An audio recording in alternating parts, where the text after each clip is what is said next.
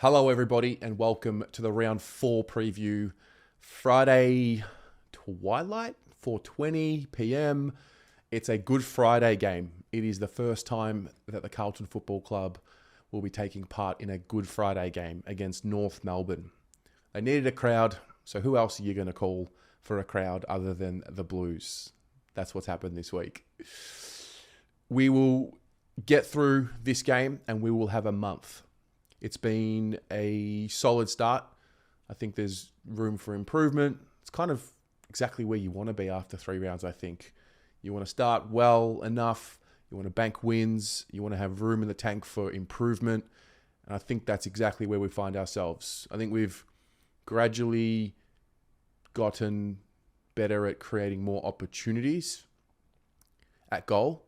Last week, 29 scoring shots in the end, and we were pretty inefficient going forward. And now we find ourselves at Marvel Stadium, where we now play good footy at Marvel. That is not something that I have been able to say for the majority of my time as a supporter.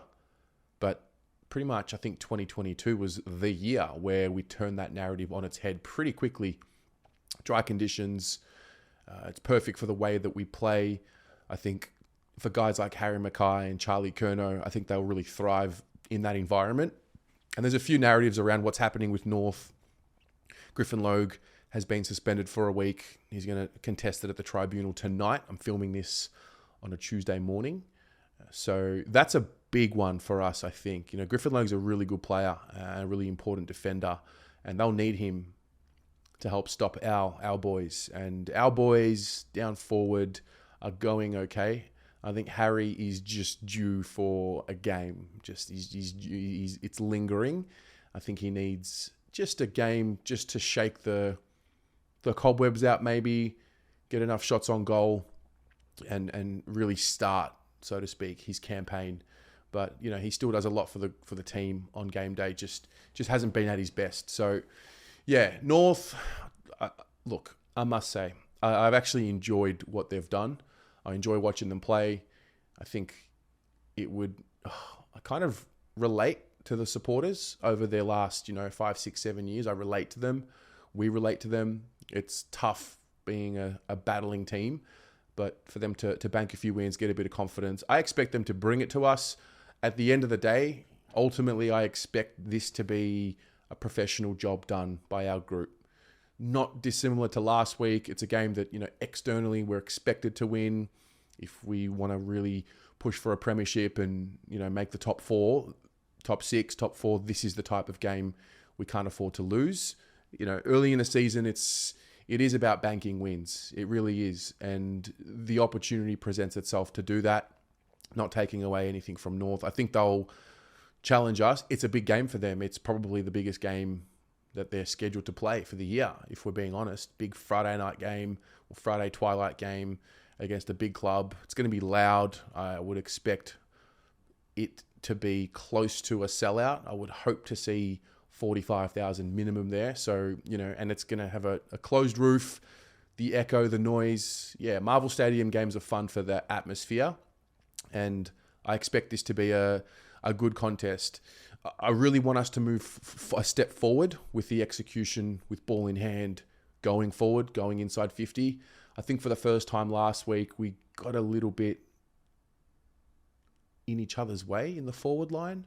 And I don't know if that was just willpower wanting to make a play and going away from the system a little bit. But yeah, ideally, I think Harry and Charlie can really create space for one another. And I would love to see us take a step in the right direction with that forward play and be a bit more efficient.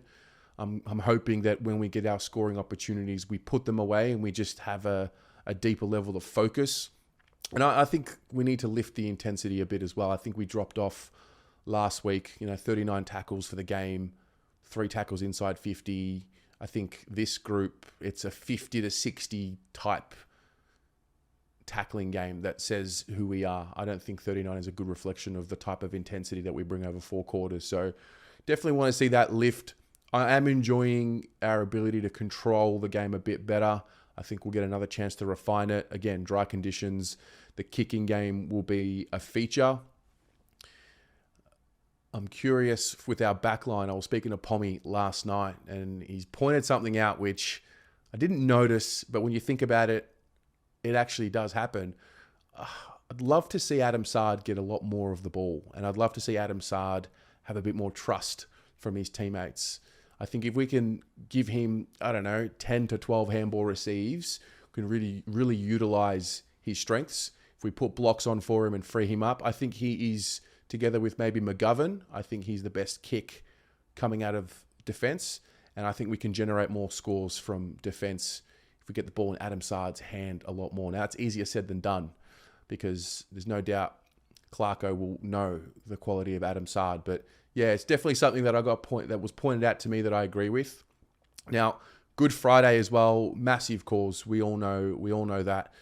The Carlton Cheer Squad will be doing their weekly raffle with a fully team-signed ball on offer. So make sure you get yourself a raffle ticket. You can get 10 of them for $10.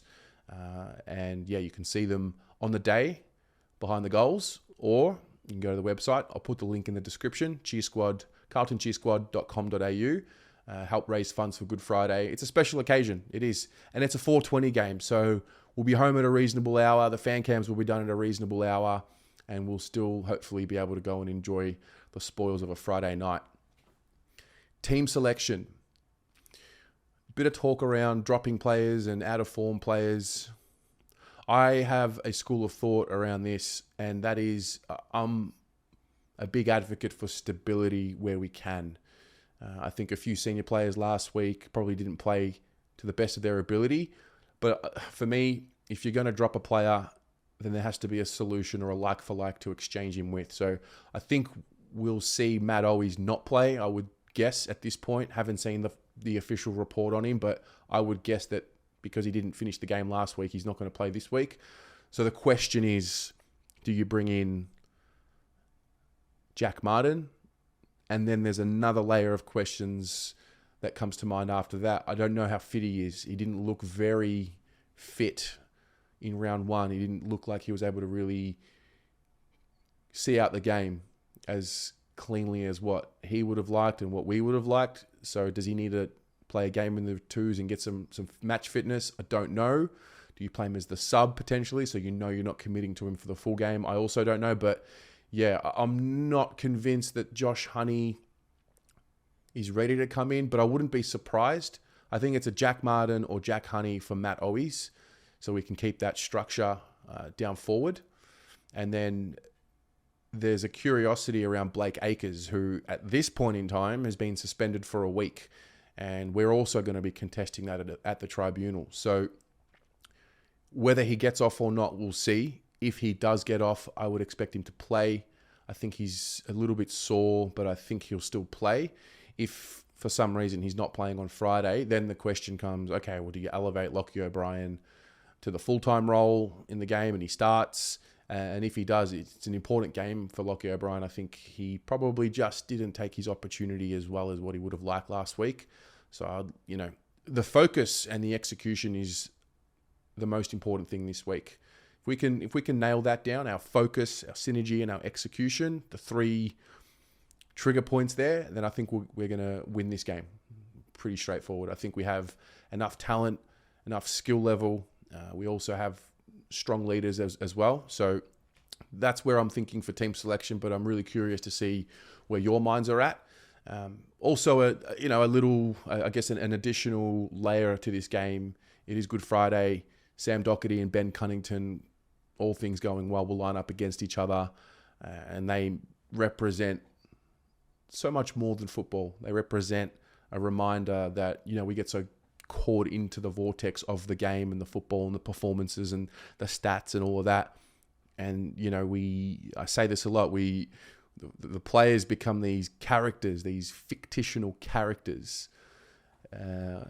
And it's important that players like Doherty and Cunnington remind us that they're human beings and they're going through and have gone through real life situations, life and death type situations. So I think it'll be a nice touch to see them both out there. They represent a really important message. And yeah, I'm looking forward to it. Fourth game of the season. The routine is back. I think after after last week, I felt back to normal, back into the routine, and then before you know it, you're a month into the season and it's done. So yeah, looking forward to it. Let me know in the comments, what do you think around team selection? There was a bit of a split opinion on the show on Monday night, and I'm curious to see what you think about team selection and what we're rewarding. We've got quite a few kids playing in the team as well. I know there's a narrative around playing the kids. I think there are enough kids playing in the team. We've got 2 first-year players, got a second-year player playing in there as well. So yeah, let me know what you think. Where will you be watching on Friday night? I'm looking forward to it. We've got a full week of content coming your way. So we'll get this one out now, and then we will discuss the tribunal decision as it comes to us tonight. So see you on Friday. Have a good one. Go Blues.